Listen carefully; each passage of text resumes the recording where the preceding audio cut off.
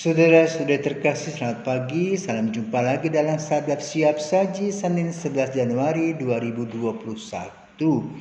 Hari biasa pekan pertama. Dalam nama Bapa, Putra, dan Roh Kudus. Amin. Bapa penuh kasih, kami mengucap syukur dan berterima kasih karena Engkau telah memanggil kami menjadi putra-putrimu. Engkau mengundang kami mengikuti Engkau sebagaimana Engkau mengundang Andreas, Simon, Yohanes, Yakobus, dan murid-murid yang lain. Siapa yang mau mengikuti Engkau, Engkau berikan kesempatan. Kami bersyukur untuk kesempatan yang Engkau berikan kepada kami. Semoga kami yang mengikuti Engkau berani konsekuen dengan apa yang sudah kami putuskan, yaitu menjadi murid-Mu yang setia. Maka ajarlah kami untuk setia. Demi Kristus Putramu dan pengantara kami, kini dan sepanjang masa. Amin. Tuhan bersamamu dan bersama rohmu.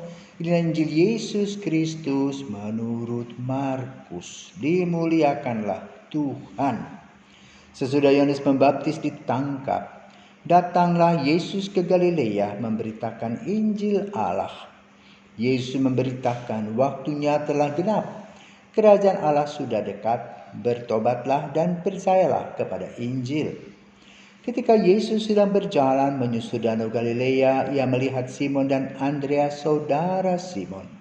Mereka sedang menebarkan jala di danau sebab mereka penjala ikan. Yesus berkata kepada mereka, "Mari ikutlah aku, dan kalian akan kujadikan penjala manusia." Mereka segera meninggalkan jalannya dan mengikuti Yesus. Dan setelah Yesus meneruskan perjalanannya sedikit lagi, dilihatnya Yakobus anak Zebedeus dan Yohanes saudaranya sedang membereskan jala di dalam perahu.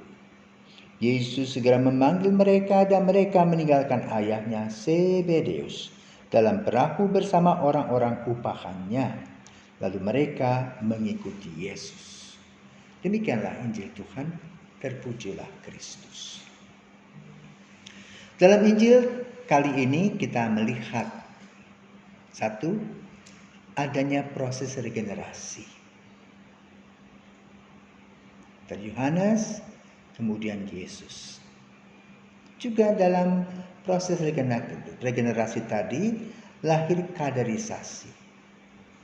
Yaitu Yesus memanggil Andreas, Simon, Yohanes, dan Yakobus bersama dengan teman-temannya. Konsep kaderisasi tadi menggambarkan tentang visi, misi Yesus dan aksinya. Apa visinya? Kerajaan Allah sudah dekat. Lalu bagaimana misinya? Para pengikut, para murid Yesus diharapkan bertobat dan percaya kepada Injil. Maka aksinya kemudian dalam tanda petik sekolah Yesus adalah bagaimana Yesus mengajar mereka, mengajak orang-orang belusukan, mengunjungi orang-orang sakit, orang-orang tak berdaya, dan Yesus menyembuhkannya. Itulah aksi. Bahkan ketika mereka lapar, Yesus juga memberikan makan. Maka kalau kita perhatikan perkembangan dari apa yang sudah dilakukan oleh Yesus melahirkan kerigma Kristiani. Itu Yesus yang wafat, Yesus yang bangkit, Yesus yang menyelamatkan. Dan bagaimana pewartaan itu tumbuh dan hidup di dalam gereja. Maka kita kenal apa yang disebut dengan koinonia. Hidup sebagai saudara yang tahu di mana duduk dan berdiri sebagai satu perutusan. Dengan dasar koinonia itu adalah ketaatan. Maka dari sejarah kemudian para murid Yesus mulai mengumpulkan apa yang mereka miliki.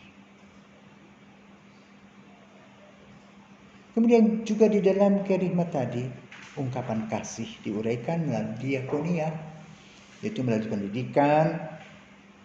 Maka ada sekolah-sekolah Katolik dengan tekanan kedisiplinan dan juga pendidikan karakter. Melalui kejujuran, kedisiplinan, tanggung jawab. Lalu juga ada pelayanan kesehatan, maka ada klinik-klinik, rumah sakit yang kemudian melahirkan fakultas-fakultas kedokteran di seluruh dunia. Di mana kesembuhan dari penyakit itu melalui ilmu yang dipelajari.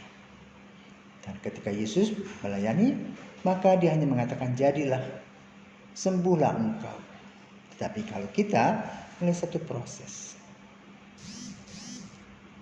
Kemudian juga selain tadi diakonia, koinonia, diakonia melayani, kesehatan, pendidikan juga lahirlah yang disebut dengan rukun warga iman. Yang disebut KBG, kemudian lahir paroki-paroki, lahir keuskupan-keuskupan, dan juga gereja semesta yang dikoordinir oleh gereja yang satu, yaitu Gereja Katolik Roma yang berpusat di Vatikan. Inilah perkembangan dan pertumbuhan apa yang disampaikan Injil pada hari ini. Pengembangan itu tentu disesuaikan dengan situasi dan kondisi. Ketika Yesus memanggil para murid, 12 para murid hadir, lalu 70 murid dan sebagainya dan seterusnya, lalu sekarang sampai 2 miliar lebih. Semua visi dan misinya tetap sama. Kerajaan Allah sudah dekat. Bertobatlah, artinya meninggalkan cara hidup lama dan hidup baru sesuai dengan terang Roh Kudus. Mewartakan Injil, kabar sukacita bahwa kita diangkat sebagai anak-anak Allah melalui sakramen permandian, dan kita diberikan oleh Tuhan Yesus kesempatan untuk mengikuti Dia, belajar untuk melalui cinta kasih-Nya hidup sebagai satu saudara dengan semua orang.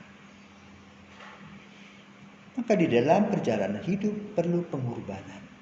Berani berkorban, memberi diri dalam kesetiaan, dalam ketaatan, dalam kemurnian. Inilah saudaraku terkasih yang diuraikan dalam Injil pada hari ini dengan pengembangannya. Maka kita bersyukur karena kita boleh menjadi murid-muridnya. Maka mari kita berdoa. Tuhan Yesus, terima kasih. Kami boleh menjadi muridmu, mengikuti Engkau, memasuki kerajaan Allah yang isinya harus diisi dengan pertobatan, menyangkal diri, berani berkorban, meninggalkan cara hidup lama yang menikmati, dan berani mengikuti Engkau dalam ketaatan, dalam kemudian dalam kemiskinan sebagai pewartaan Injil-Mu. Biar kami menjadi dewasa, tumbuh dan berkembang hanya di dalam Engkau, sehingga hanya sukacita dan damai sejahtera yang kami miliki. Berbahagialah mereka yang miskin, karena Dialah yang punya kerajaan Allah. Semoga hal ini terjadi dalam diri kami kini dan sepanjang masa. Amin.